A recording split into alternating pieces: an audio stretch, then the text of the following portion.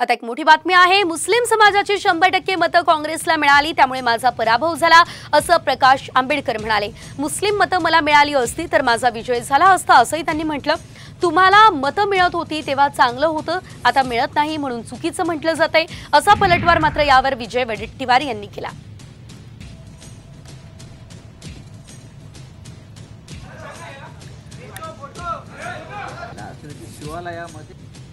माझं पडण्याचं कारण असं नव्हतं विचारलं तर माझ्या इथला जो मुस्लिम होता तो 100% काँग्रेसकडे गेला।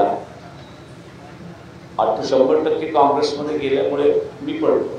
काँग्रेसला जी 3.5 लाख मतं मिळालेली आहेत त्याच्यामध्ये 2 लाख मतं ही असणारी मुस्लिम समाजाची आहे, ती माझ्याकडे जर आली असती तर ती जिंकलो असतो।